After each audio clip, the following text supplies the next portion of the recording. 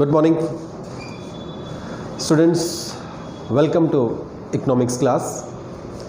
In the previous classes of the chapter demand, we had studied what is demand, how it is different from the desire,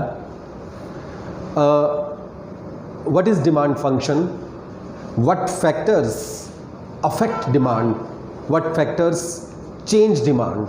Okay, then we had studied law of demand, and then assumptions of law of demand, thereafter exceptions of law of demand, and finally the factors that support law of demand, the causes of law of demand, how it is applicable.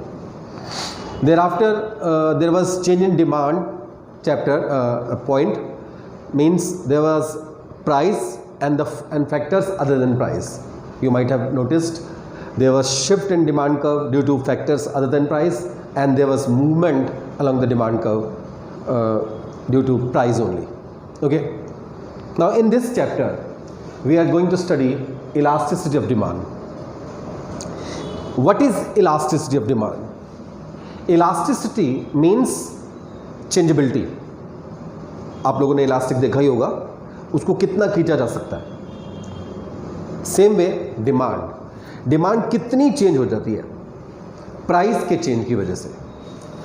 In law of demand we had studied, it clearly mentioned that there is inverse relationship between demand and price.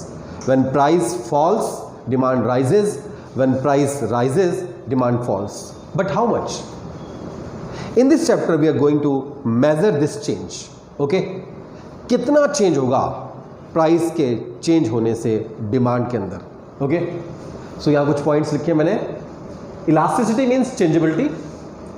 It means change in demand due to change in price of the product.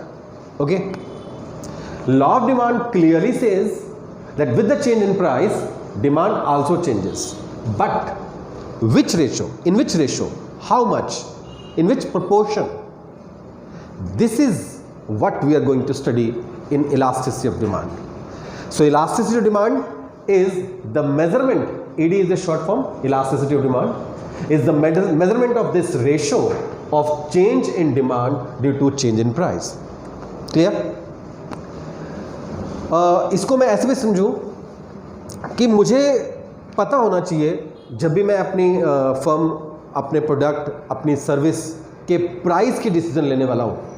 So price में मैं कितना change करूँगा कि demand में कितना change आ जाएगा. It is very important. Micro economics का ultimate goal price determination है, और प्राइस डिटर्मिनेशन के लिए ईडी को स्टडी करना बहुत ज़रूरी है बच्चों. Okay, before I move to the calculation of this ED, I will go to the importance of ED. Importance, Why we are going to study this ED? क्या जरूरत है इस मेजरमेंट की? डिमांड चेंज होती है प्राइस की वजह से, क्या फर्क पड़ रहा है? But if we don't study it, if we have no perfect idea of this, then it will be very difficult to handle market competition, to handle price determination, to handle economic policy making, to handle new product launch. Okay, so one by one I am going to study, I am going to tell you the importance of ED. The first one is determination of price. अपनी पहली class में बताया था मैंने कि micro economics का जो ultimate goal है वो है प्राइस डिटर्मिनेशन. हम किसी भी प्रोडक्ट और सर्विस जिसको हम बना रहे हैं उसका प्राइस डिटर्मिनेशन करना चाहते हैं, तो हमें उस प्रोडक्ट की ED पता होनी चाहिए, उसकी इलास्टिसिटी पता होनी चाहिए कि प्राइस उसको कितना अफेक्ट कर सकता है. इसमें यह समझने वाली बात है कि अगर ED लो है, ED जो है वो 1 से कम है, अच्छी बात है. अगर उसका आंसर जो है वो 1 से कम आ रहा है तो इट्स गुड, क्योंकि लो इलास्टिसिटी है वो. और 0 होना तो बेस्ट वन है. 0 elasticity means there is no change in demand with any change in price. Price change होता रहे लेकिन डिमांड इंटैक्ट रहेगी. जैसा कि हमने स्टडी भी किया था, जहाँ पे लॉ ऑफ डिमांड एप्लीकेबल नहीं था. एसेंशियल गुड्स की बात की थी हमने मेडिसिन की बात की थी, राइट. तो वो जो चीज़ें हैं ना, उनकी डिमांड इंटैक्ट रहती है. और ऐसे ही कोई प्रोडक्ट जो हमारे कंज्यूमर की हैबिट बन चुके हैं, उन सब की ED 0 होगी. अब ईडी 0 है तो आप कोई भी प्राइस फिक्स कर सकते हो, लेकिन अगर ईडी मोर देन 1 है, it is highly elastic. Highly elastic means किसी वजह से चेंज हो सकता है, तो वहां फिर प्राइस के ऊपर हमें काफ़ी सोचना पड़ेगा, हमें सोच समझ के प्राइस फिक्स करना पड़ेगा, हमें डिस्काउंट स्कीम्स लानी पड़ सकती है, हमें पेनिट्रेशन प्राइसिंग यानी कि डिस्काउंट प्राइसिंग को यूज़ करना पड़ेगा। ओके, सो ईडी की नॉलेज जो है वो प्राइस डिटर्मिनेशन में हमें हेल्प करेगी। The second is launching a new product. जब भी हमें नया प्रोडक्ट लॉन्च करना है, हम पहले जो प्रोडक्ट मार्केट में है उन सब की डिमांड को स्टडी करेंगे, उनकी ईडी को कैलकुलेट करेंगे, देखेंगे कि उनकी ईडी हाईली इलास्टिक है या लो इलास्टिक है। हाईली इलास्टिक है तो हम सोच समझ चलेंगे, क्योंकि कंपटीशन बहुत हाई होने वाला है, प्राइसिंग बहुत लो जाने वाली है, तो उस समय लॉन्च की ज़रूरत नहीं है। Of season, in season, peak season, ये सब कुछ देखने के बाद हम उस प्रोडक्ट की ईडी अगर हमें हमारे लिए फेवरेबल है, उस प्रोडक्ट की ईडी जो है वो लो जा रही है, then and only then we will launch a new product. Okay, so launching a new product requires the study of ED. ED means elasticity of demand. The third one is for the government. You all of you know that government makes policies, government makes budget. Okay, government को भी कुछ products को subsidies देनी होती है, कुछ products के ऊपर हाई टैक्सेस लगाने होते हैं। So government intervenes in this pricing matters, in this subsidies and taxation through government budget. वहाँ पर विचार किया जाता है कि जिन प्रोडक्ट्स की डिमांड बहुत लो है, 0 है, उनके ऊपर टैक्सेशन अच्छा किया जा सकता है। ओके, या फिर अगर वो लॉस दे रहे हैं प्रोड्यूसर्स को तो उनकी सब्सिडी के बारे में विचार किया जा सकता है।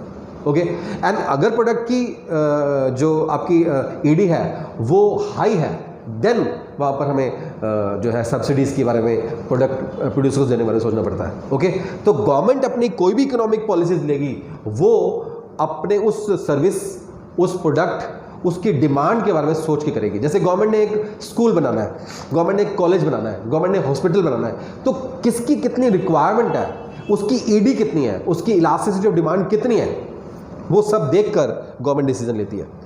The last one is facing market competition. Today we are living in the age of competition. आज मार्केट जो है कंपटीशन से भरी हुई है। ओके, एक नया प्रोडक्ट आता है, वो सेटल होता है, उससे पहले ही कई और नए राइवल प्रोडक्ट्स आ जाते हैं।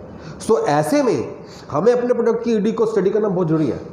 अगर हम उसकी को स्टडी नहीं करेंगे तो हमें पता ही नहीं होगा कि हमारे सब्स्टिट्यूट्स कौन से आ रहे हैं, उसका सब्स्टिट्यूशन इफेक्ट क्या है इनकम क्राइटेरिया हमारे कंज्यूमर का, टारगेट कंज्यूमर का, क्या है हमारी ईडी।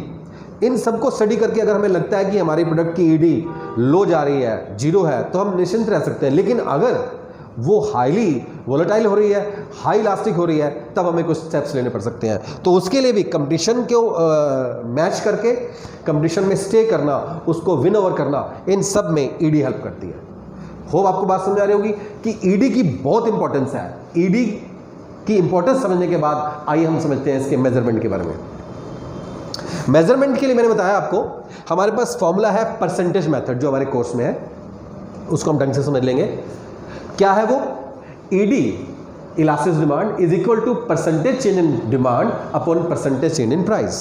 ओके, मतलब हमें देखना है कि कितने परसेंट प्राइस में चेंज आने पर उसका रिजल्ट डिमांड पर कितने परसेंट चेंज आ रहा है। ओके, दूसरी भाषा में कहेंगे percentage change in demand upon percentage change in price, और इसको फॉर्मुलेशन करेंगे delta Q upon Q into 100 upon delta P upon P into 100। Clear है? यहां पर क्या क्या है देखिए, पी जो है वो फर्स्ट प्राइस है। मैं एग्जांपल देता हूं आपको, एक प्रोडक्ट का प्राइस 10 रुपीज़ है। ओके, और वो चेंज होके 8 रुपीज़ होता है, तो जो पहला price P will be first price 10 rupees, and delta P is change in price. Delta P is change in price, मतलब 10 से 8 हुआ तो 2 रुपये जो है वो चेंज इन प्राइस है। Same way Q is the first quantity demanded. First demand की क्वांटिटी, जैसे मैंने कहा कि 10 रुपये पर 100 यूनिट की डिमांड थी, तो वो जो 100 यूनिट्स है वो फर्स्ट है, सो वो Q कहलाएगा। और चेंज इन डिमांड के बाद 10 से जब 8 रुपये हुआ तो वो 150 हो गया आपकी डिमांड क्वांटिटी, तो जो 50 में उसमें ऐड हुआ है, तो 50 is change in quantity demanded. Okay, so clear हो गया। अब इसी फॉर्मूले के हिसाब से हम एक एग्जांपल देख लेते हैं, प्राइस और क्वांटिटी डिमांडेड। प्राइस 5 था तो डिमांड 100 थी, प्राइस 4 हुआ, प्राइस कम हो गया, मार्केट के हिसाब से, तो क्वांटिटी बढ़ गई, जैसा कि लॉ ऑफ डिमांड कहता है 120 हो गया। ओके, यहाँ P जो है फर्स्ट प्राइस है 5 रुपीज़, डेल्टा P यानी कि 5 to 4 हुआ है, 1 रुपये का चेंज हुआ है।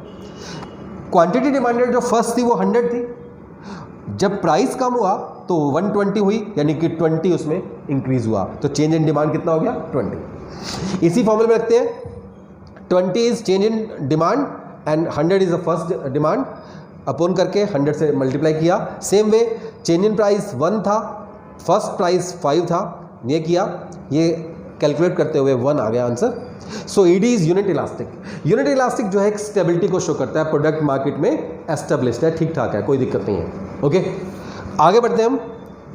अगर मान लीजिए ये 1 से ऊपर जाना शुरू हो जाएगा, इसका मतलब क्या होगा कि percentage change in demand is more than percentage change in price. तो इसका मतलब डिमांड ज़्यादा चेंज हो रही है, इसका मतलब वो हाईली इलास्टिक है। हाईली इलास्टिक डिमांड ठीक नहीं होती, उसके लिए फिर हमें कुछ स्टेप्स लेने पड़ते हैं। और अगर मान लीजिए 1 से कम जा रहा है, इसका मतलब वो लो इलास्टिक है, जितना भी कम जा रहा है वो हमारे लिए प्लस है। और मैंने बताया zero elasticity of demand is the best one. Okay, so इस क्लास में हमने, इस वीडियो में हमने समझ लिया है इलास्टिसिटी का मीनिंग, इलास्टिसिटी ऑफ डिमांड का। ओके, और फिर उसका मेजरमेंट क्या और उसकी importance. Okay, hope concept clear होगी आप सबको। इसमें कोई भी आपकी क्वेरी हो, you can ask me in the WhatsApp group. I'll make it clear. Thank you.